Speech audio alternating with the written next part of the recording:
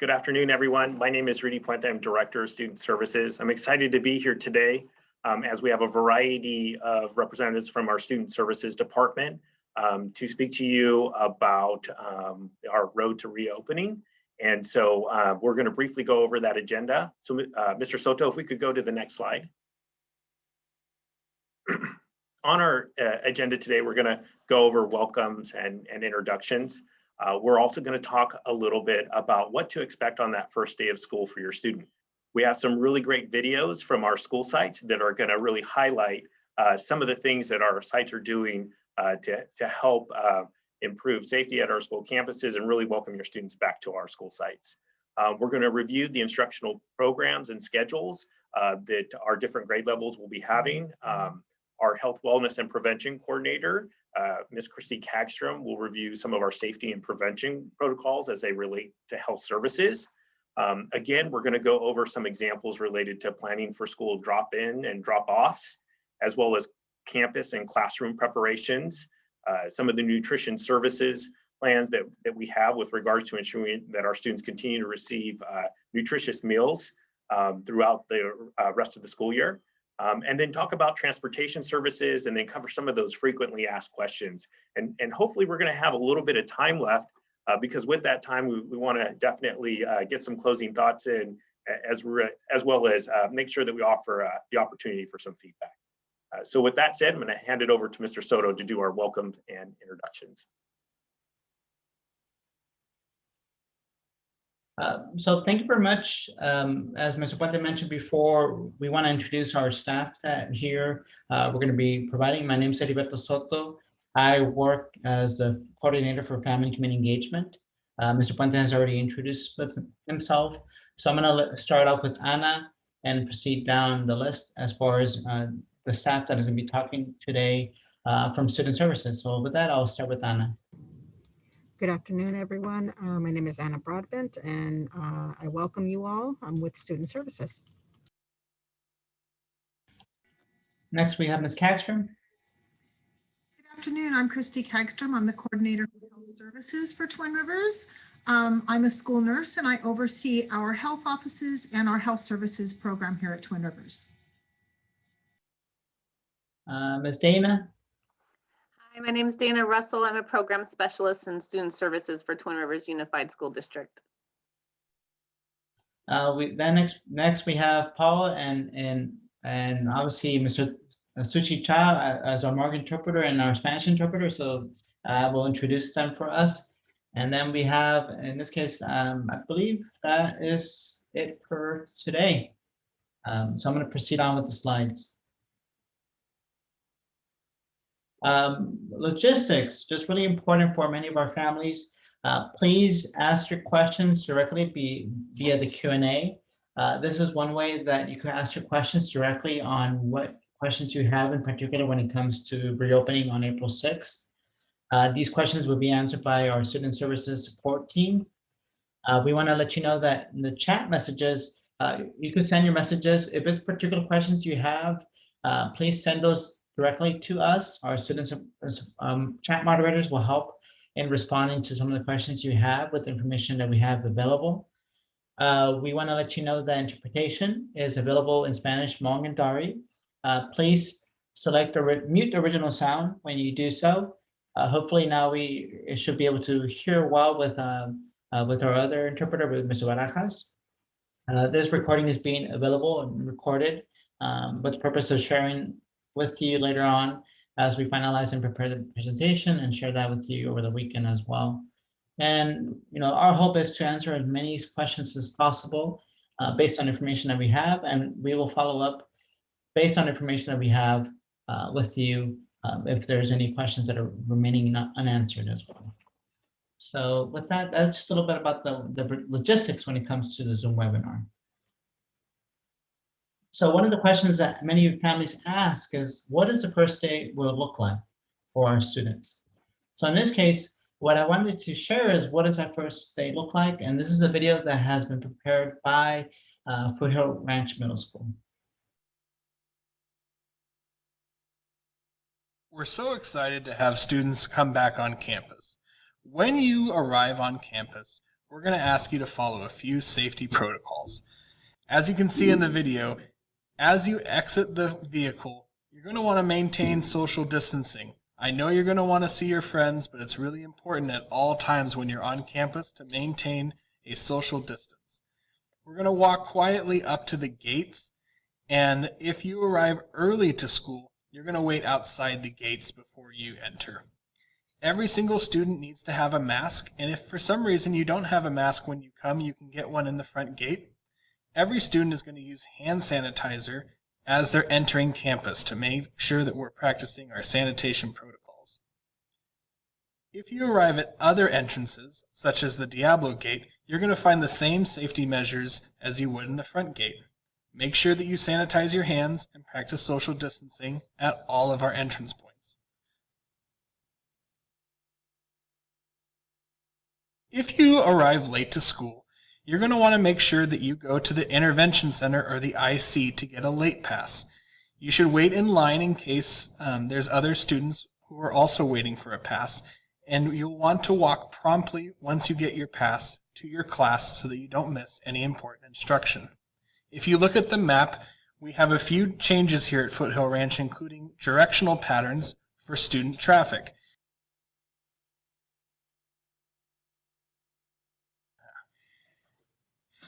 So as you're walking down the hallways, you're going to want to make sure that you're practicing social distance and always walk to the right.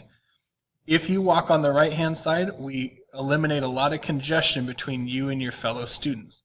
There are posted foot traffic signs for you to make sure that you're walking in the right way, but always remember, walk to the right.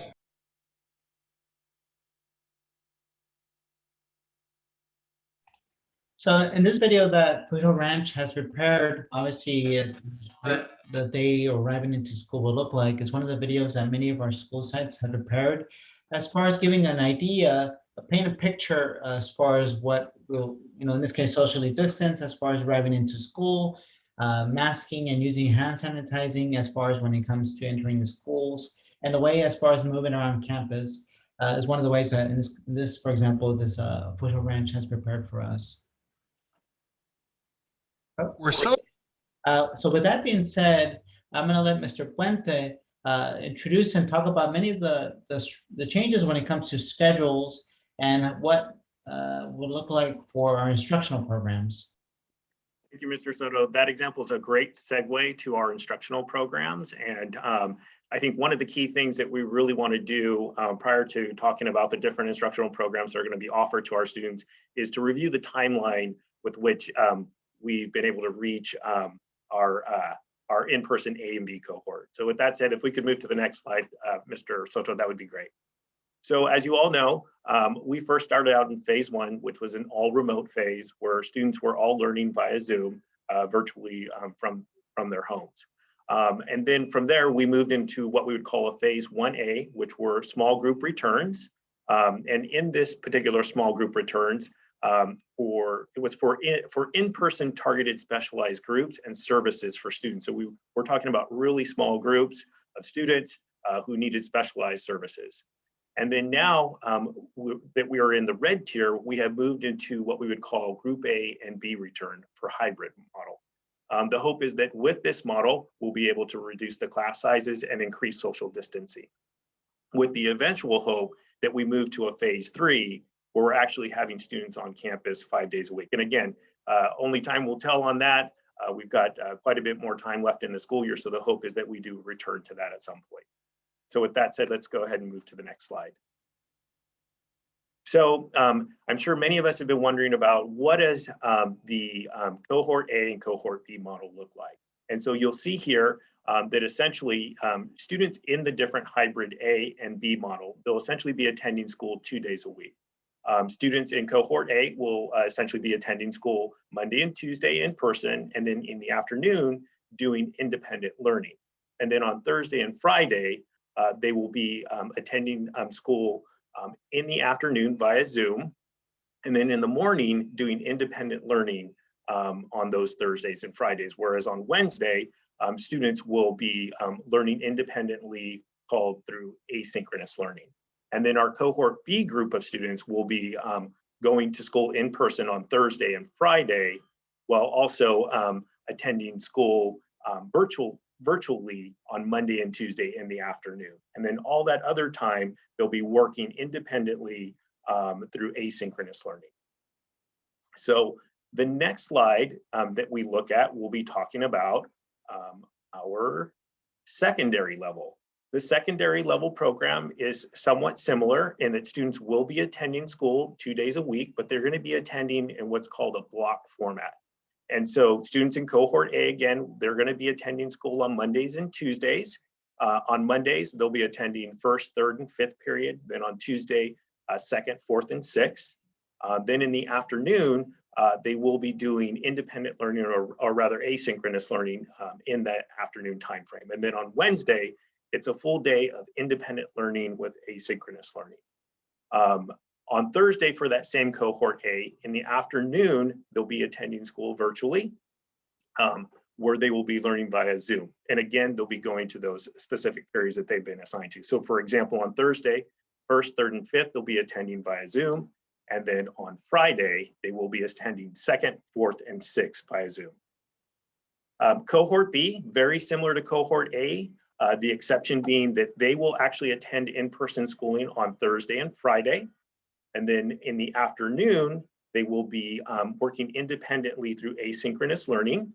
On Monday and Tuesday, they will start out their morning doing independent learning with asynchronous learning. And then in the afternoon, they'll be attending class via Zoom. And again, first, third, and fifth on that Monday via Zoom. And then on Tuesday, second, fourth, and sixth. And then as you can see, again, on Wednesday, students will be learning independently throughout the school day. And so for cohort C, you'll see here that students will be attending school independently independently school Monday through Friday through asynchronous learning. And then in the afternoon, they'll be attending their classes via Zoom, except again on Wednesday, where all of our students will be learning independently through asynchronous learning. So with that said, what we also thought is that we really want to give our viewers an opportunity to look at what some of those example schedules might look like. So Mr. Soto is going to review some of those schedules, going to give you what an elementary school might look like, as well as a middle school program, and then a secondary program. So with that said, I'll hand it back over to you, Mr. Soto. Thank you, Mr. Puente. So one of the many things that many of our school sites have prepared is on their school's websites is they have created a dedicated section where it says hybrid learning schedules or their plan. In this case, this is one that's an example at the elementary level where, in this case, FC Joyce have created these cohort schedules that you can speak with your children about how hybrid learning will look like. As you can see here in this example, start time is at 8:30 to about 11:11. And then this will give an opportunity to go and pick up a meal in the cafeteria to then proceed on going home and starting, in this case, their independent work or at home learning. In this case, you can see also the Zoom, they'll do a Zoom check-in with their teachers from 8:30 to 9. And this is an example, for example, when it comes to cohort C and virtual learning. We want to just stress the importance of having those kind of conversations with your children about printing out the schedule, talking about when they're going to be going to school for in-person. What does it mean when it's asynchronous or at home learning? When does it mean when it's Zoom home, when they're meeting with their teachers as well? So in this case, many of our elementary schools on their website have a learning plan you can access. Here's another example for junior high. As you can see right here, this is in some cases they have a different start schedule. In this case, for example, it's 8 o'clock in the morning. They, in this case, as Mr. Puente has mentioned, our secondary have what is called block schedules. So they'll be seeing their teacher 3 days per day, 2 days a week. And it's important, in this case, they've created these schedules that they could, as far as scheduling between either cohort A, B, or in this case, those that are doing remaining in distance learning for the remainder of this school year. And then we have here at a level for secondary high school as well, for in this case being Grant High School. They have developed in this case a scheme where you see group A, B, and C. They break it down whether it's going to be in person, whether it's going to be via Zoom, or whether it's going to be at home learning, what is called asynchronous instruction. We stress the importance of looking over these schedules once again, talking to your children about expectations, about returning back to school, and what will that look like. We also want to share this really great resource that's going to actually happen or go live on April 6th by our Special Projects Department. They are going to be hosting summer school programs to support our students that are either from going into either TK through 12th grade. So in this case, we have Kinder Camp for students who are entering either TK and kindergarten and have not participated in preschool programs. We have academic support and enrichment activities for our K-8 students, and we have our high school graduation improvement program for those that need credit recovery. The registration for Kinder Camp is already open. You can, by visiting the website, you can see right there, you can access and register for your students to prepare them for kindergarten or for TK or transition to kindergarten. For students that need help with as far as enrolling them into summer school at elementary or at the high school level, the registration will happen on April 6th, just as a reminder. So here's an example of many of the different steps that many of our schools have prepared. So in this case, this is a video that Ridgepoint has developed about what will look like when they return to school, in this case, the use of the bathroom. Hello, Ridgepoint students. Let's talk about being safe, showing respect, and making good decisions when accessing the restroom at Ridgepoint School. There may be times when you need to access the restroom during in-person learning. We have some new procedures to keep everyone safe. If you're visiting the restroom by yourself, be sure to bring your restroom pass and walk to the restrooms in the main building by the cafeteria.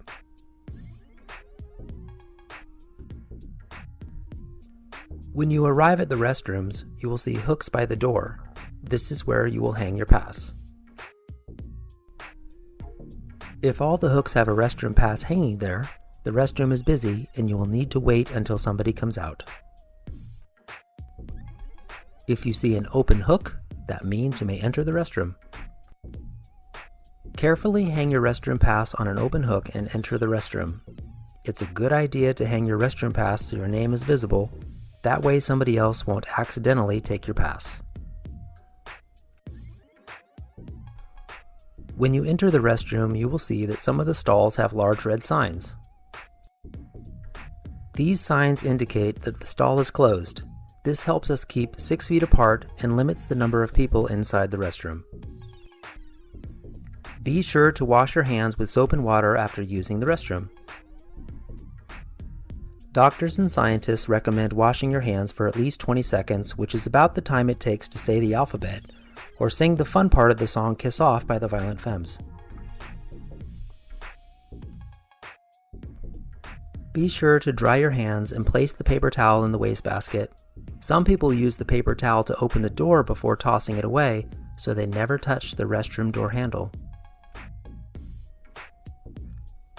Remember to take your restroom pass back to class and store it where your teacher tells you.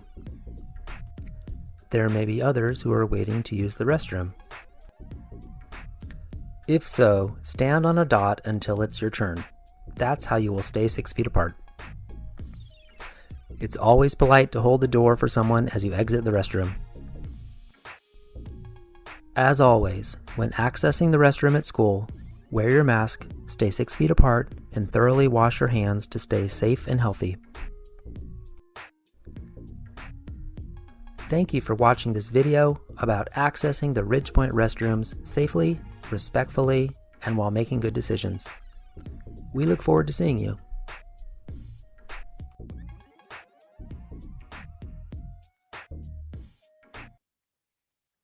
So with that being said, as you can see from the video, they're stressing the importance of maintaining it safe, the proper use of the restroom. And in this case, this ties into a nice segue when it comes about safety and prevention. In this case, I'm going to introduce Ms. Hagstrom, who's the coordinator for health and services. Hello again. So I'm going to review the details about how health services has prepared the health offices to be ready once we open and to receive students back on campus.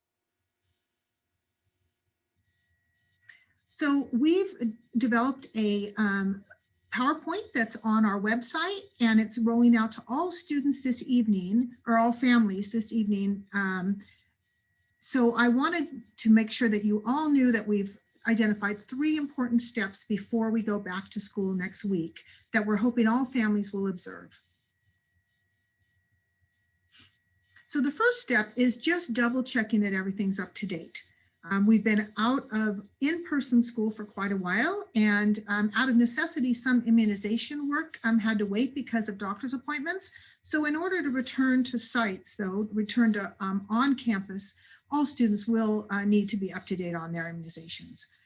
Also, because we're returning in a COVID situation, we want to make sure we have the most current information possible for parents and for emergency contacts. So we're asking parents to go on to Aries and double check that all the information is as current as possible. And then making sure that we know about any student health needs, any health needs that your student has. We want to make sure the health office knows about those. And you can update those to the parent portal through the link. The second step is we want all families to get ready for daily symptom checks at home. So in order to do that, we've prepared a checklist that's on our webpage. It's translated into many languages, and they look like this. We'd like you to review this and make sure that you are ready to check your students before you leave the house. The CDC, California Department of Public Health, and Sacramento County Public Health are recommending that schools encourage families to do this step because it's more important that a student stays home if they have any symptoms that could be COVID, instead of coming onto campus with those symptoms, right? So that's this list here. It's a pretty extensive list. We've found as the months have gone by that the signs of COVID can be pretty varied. All kinds of things that can be flu-like symptoms, cold-like symptoms, but also going into even some tummy type symptoms, GI symptoms, nausea, vomiting. All those things are important signs that could be COVID, and we want your student to stay home so that we can wait and see if anything's developing. So this checklist is on our webpage. We're suggesting that everybody go to that, take a picture of it. That's a great way to have it on your phone, for example, for quick reference. Obviously, it can be downloaded and printed out too. Here you see this symptom check at home. Want to stress taking a temperature is a good idea, but also all those symptoms that I listed are really important, equally as important.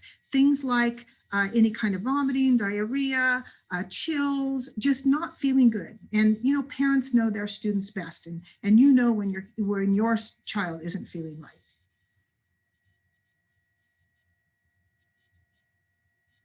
So as you can see, older students will be participating in this symptom check themselves too. But still, the parent, we're wanting you to identify these things at home and then give the school a call if you need to call in an absence.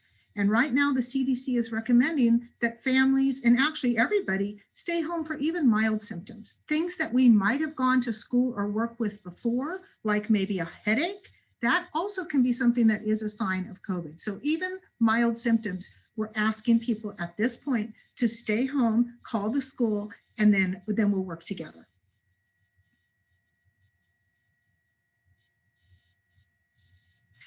Just to make it easier, I just highlighted these things that we want people to stay home for right now. And it's a pretty long list, a lot of different things, things that are a little more varied than we thought maybe last spring when COVID first started, right? So again, go to the website. You'll see that there's many different translations of this form, and you can take a picture of it or download it for quick reference. The third step that we'd like everybody to consider is to double check and to prepare to be ready to come to school if needed, if your student were to develop any symptoms while they're on campus. We don't anticipate that's going to happen a lot because hopefully families are checking at home and they're keeping the student home for mild symptoms. But we know life happens, and sometimes somebody was fine in the morning and then they might start to feel poorly later in the morning. So we will be watching for that on campus. All of our teachers have touchless thermometers in the classroom. We are prepared with staff in our health offices. So if a student becomes ill on campus, we're hoping that every family is as available as possible so that when we call them, they're able to come to campus quickly. Another way you can help with that is to make sure we have a good list of emergency contacts for you. So not only are your contact information as up to date as possible, phone numbers especially, but that you have some backup emergency contacts listed in the ARIES portal, and that those phone numbers and contact information is as up to date as possible. So here's the link again for that. But all the planning in the world, sometimes a student is not going to feel well at school, and we have procedures in place for that, and we're ready for that. So when a student starts to not feel well at school, the teacher will be in the classroom. As you know, we have smaller class sizes now, smaller than ever. So at that point, the teacher is going to call the health office. That's the next slide. We want them to call the office when they notice that a student isn't feeling well. So that way we can get a heads up if they're sending an older student down independently, or for younger students, we'll be coming down to the classroom to check them out right there at the classroom. So it's going to be an individual decision, but the teachers are all trained to look for these symptoms. They can do some of the checking right there in the classroom, but we'll be having health services staff members on site ready to assist. So the teacher contacts the office, and then trained staff checks the student, either there at the classroom door or down in the health office. Either way, this health services member is going to be checking the student temperature and all the other symptoms and helping to determine, hey, is something going on that the student needs to go home, or can they go back to class?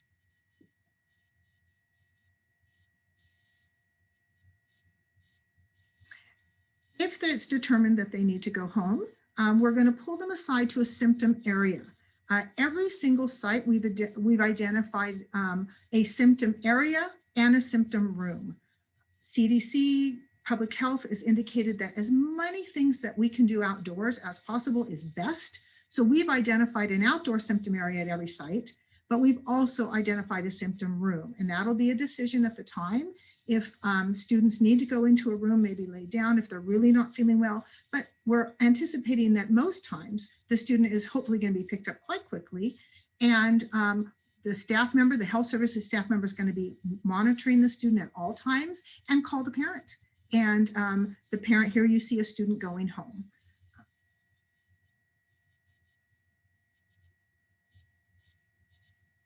So in both instances, either the family has identified at home that the student cannot attend school today because of a symptom, and they've called the office and said that they're going to be absent that day, or the student became ill at school and we've sent them home.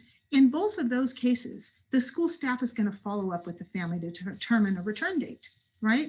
And so our health offices will be monitoring this, along with our attendance offices. We'll be working as a team to help the family determine when the best time for that student to return to school is.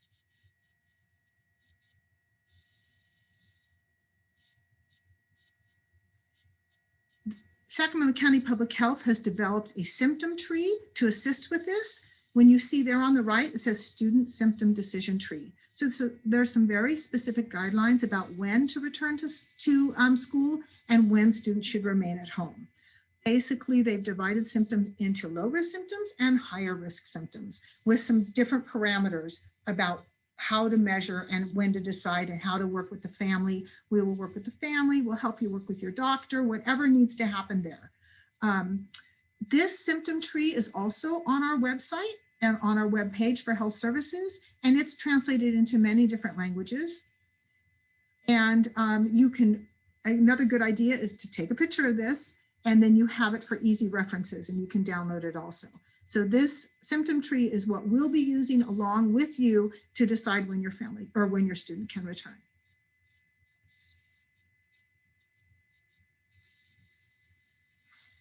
That is in a nutshell what we've done to prepare. We have people on site ready to help at all times. You can call your school, ask to speak with the health office, your school nurse. There's a school nurse assigned to every site, along with health services staff who are manning health offices. And then there's the phone number for health services here at the DO if you have any more questions.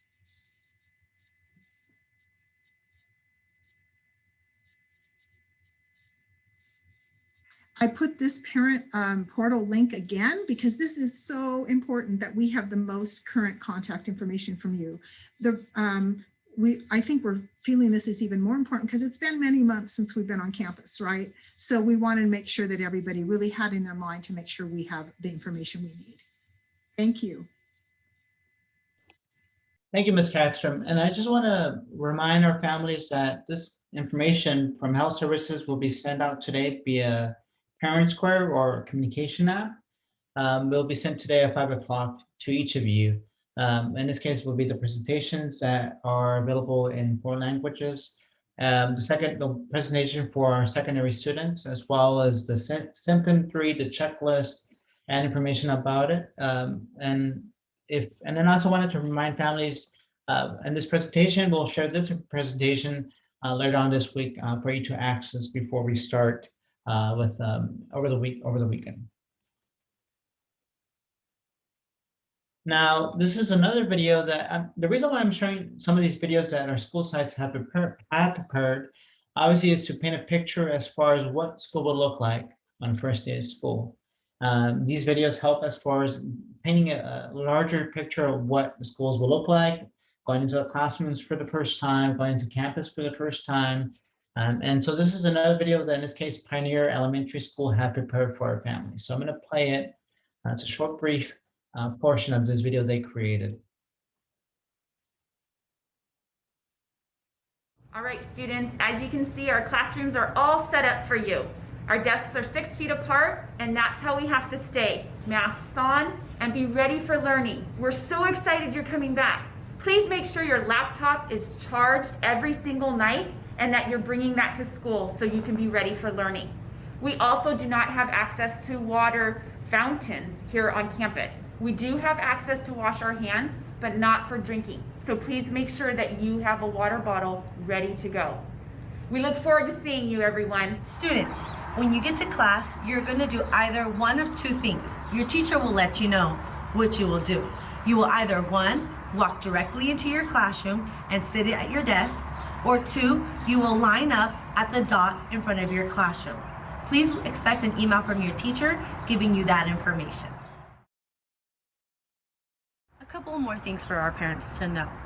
First, if your student is late to school, please have them go over to the front office to get their late slip before they go to their classroom. Second, unfortunately, due to these circumstances that we are in, we are not allowed to have any visitors on campus. We ask that if you are bringing your student, that you quickly drop them off and let them go into their classroom or stand in line as asked by their teacher.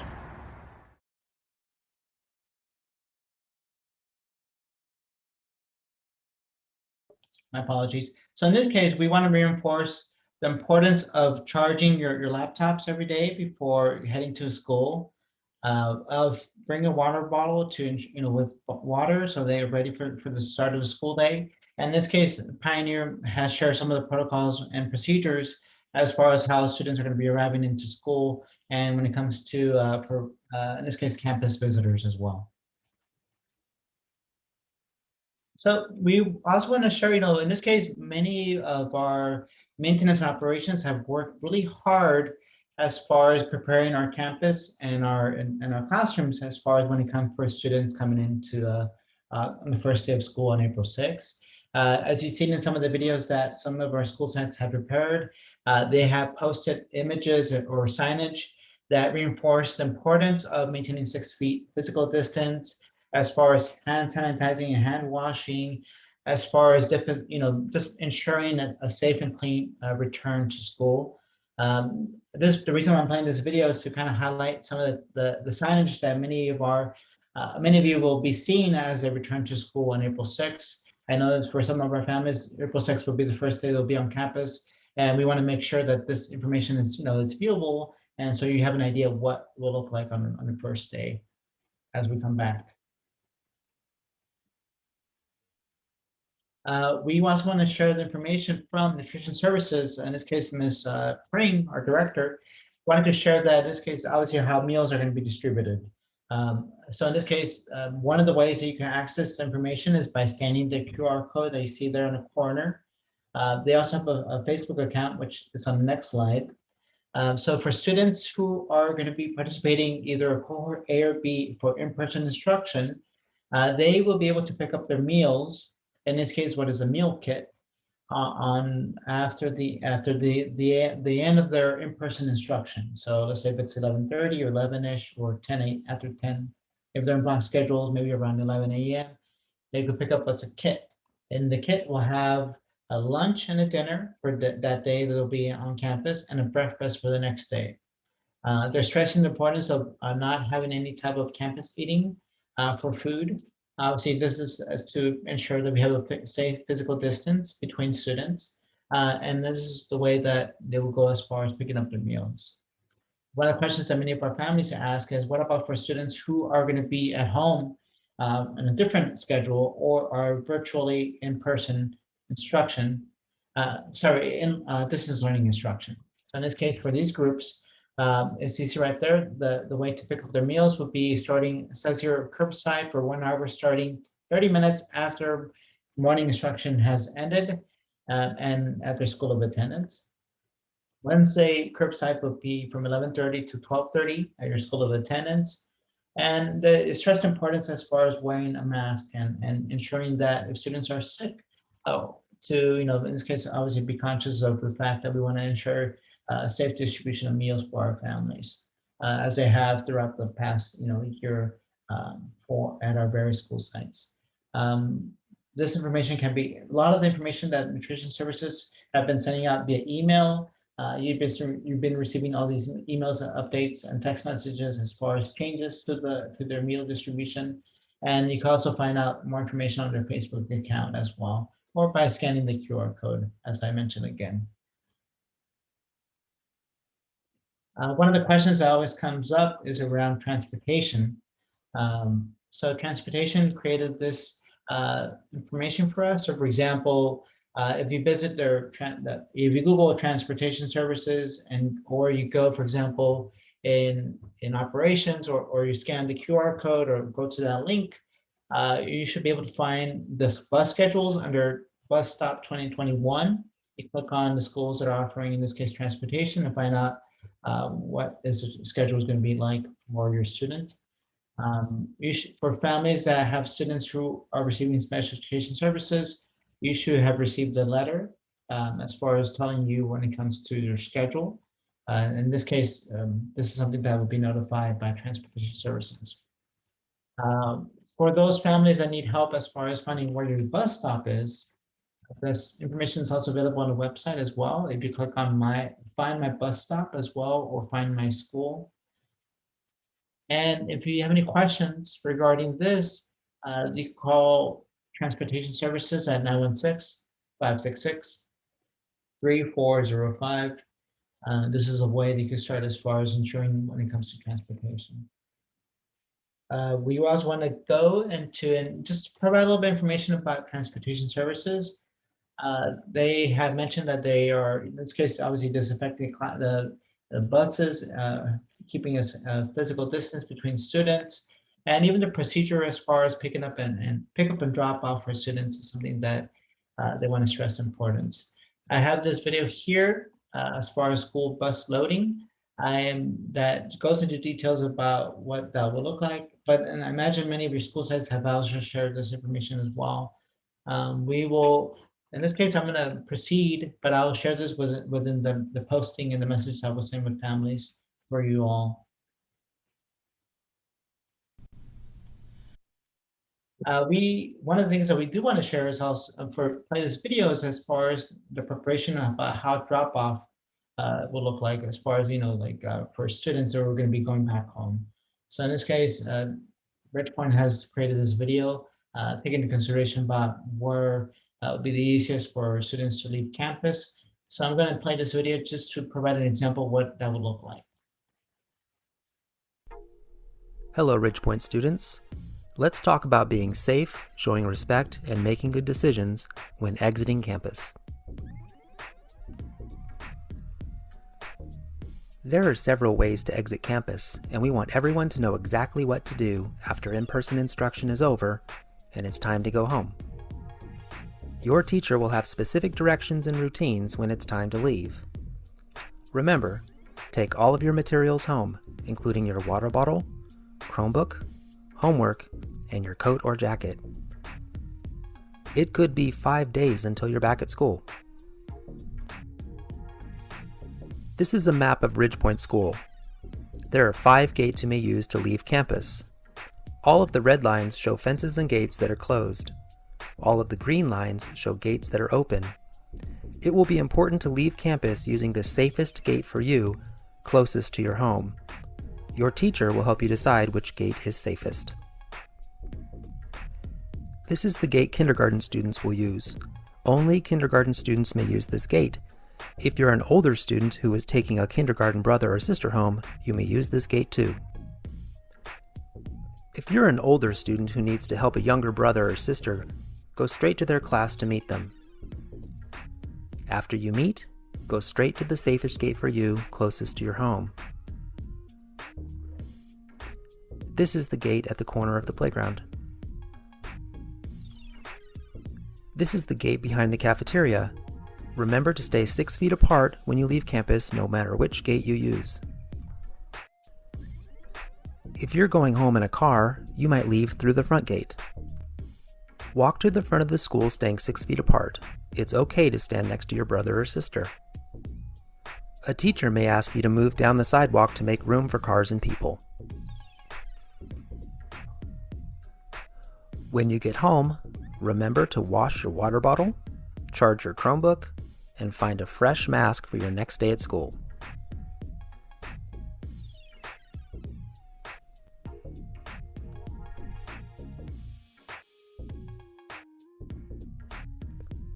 No matter which way you leave campus, remember, wear your mask, stay 6 feet apart, and wash your hands as soon as you get home. Thank you for watching this video about exiting campus safely, respectfully, and while making good decisions. We look forward to seeing you.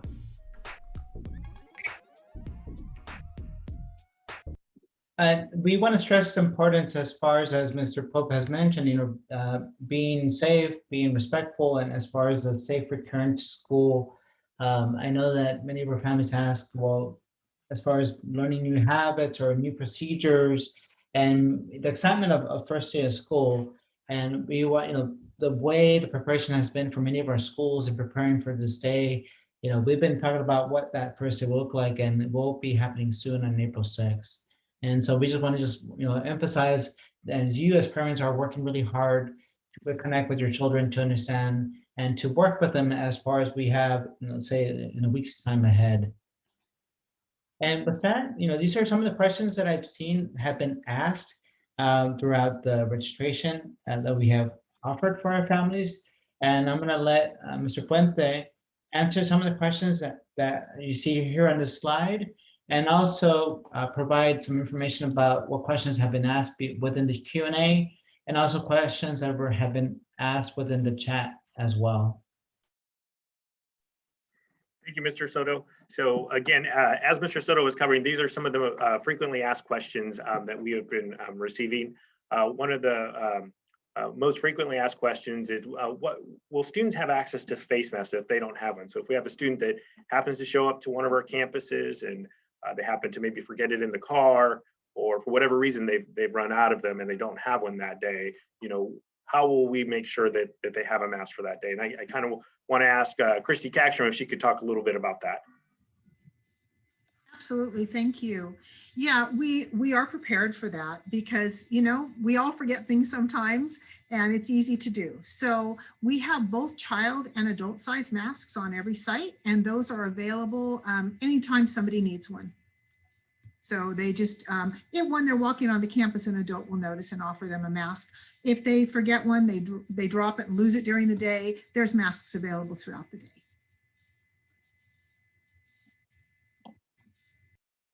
Another one of our most frequently questions is, how will schools enforce physical distancing between students? As you could see in some of the examples that we had, signage is really going to be important. You'll see that there were a number of different locations where signs were available to help ensure that folks maintain distance from each other, as well as making sure that we continue to educate our students on a daily basis to ensure that they're keeping that physical distancing from each other while they're on school grounds. Again, signage is going to be key, as well as education and making sure that we're communicating to our students to make sure they're maintaining physical distancing. Another question that we get quite often is, will families be able to switch between hybrid and going to distance learning? And so yes, we definitely will allow families to switch from that hybrid model to the distance learning model. We do want to make sure that we're maintaining stable environments for our students. And so there is going to be a time period where we're going to really ask our families to really stay in their current settings. But ultimately, if the space is available, we will accommodate those requests. Another commonly asked question is, will students keep their teacher for the remainder of the school year?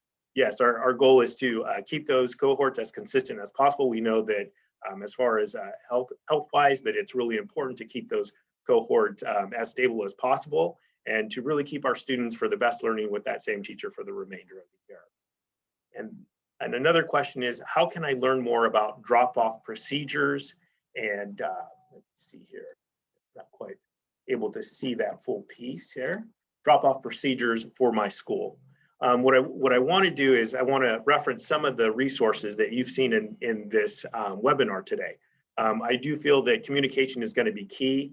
A lot of the videos that you're seeing today, again, are examples of videos that have been created across the district for our school sites that our school administrators will be pushing out to administrators, or may have already done so, and are going to continue to do that over the course of this week, so that when families do begin that process of coming onto our campuses on April 6th, they'll be aware of what those drop-off procedures are for their schools.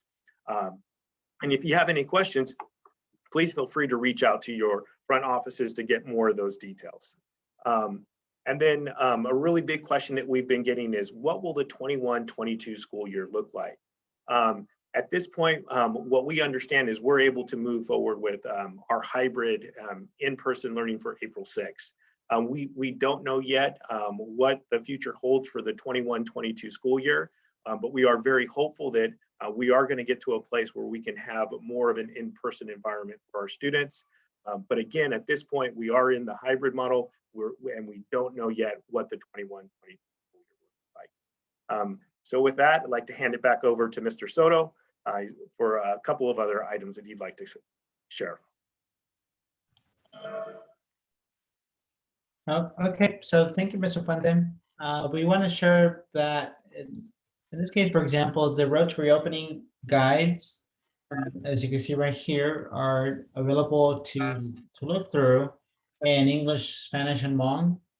They provide information as far as when it comes to safety and prevention, the instructional programs that have been covered, and many of the information that will help prepare for a successful return within that we'll have on April 6th. We also want to share, and this information will be sent to you via email, and then we have been sending these out via text as well for you to access and download as well. We want to just acknowledge the fact that many of our families are, in this case, anxious about what the first day will look like. And we know that many of us are to support our students as far as making it a successful return. As Mr. Puente, Ms. Hagstrom, and our student services support team and our English Learner Services Department, we want to make sure that we provide all the information available that we can within the chat and the Q&A. We appreciate many of your comments and feedback as well. And one of the things that we want to improve, as far as in this case, the work that family community engagement does, is asking a quick 5-question survey, asking about the information that was today, as far as ways that we can improve. And you could provide your input by going and scanning the QR code if you have accessible within the smartphone. Also, in this case, clicking on this bit.ly account right here, which I'm going to copy, and then I'm going to share it via the chat as well. Let's see. And this can, for example, this, my apologies. There we go. So with that being said, I'm looking at my time. We're almost close to the end of time. As promised, we will share this information to you all with recording and all information. We stress the importance of visiting the school's websites where your students will be attending, since many of the information is COVID protocols and drop-offs and many of the videos that you've seen today. They might have, in this case, may have prepared some of those for you to view. We stress the importance of talking to your children as far as starting the first day of school. And so I think with that being said, I'm going to just take a couple of seconds to acknowledge our interpreters for their hard work today and our student services staff as well. And I think I will let Mr. Puente, finish off with one last closing thought. And then with that, we'll conclude this meeting. I want to throw out many thanks to Mr. Soto for helping to coordinate this town webinar for our families. We really do look forward to students returning back on April 6th. We are excited about that return. With that said, thank you again for attending this afternoon's webinar, and we look forward to seeing you soon. Thank you.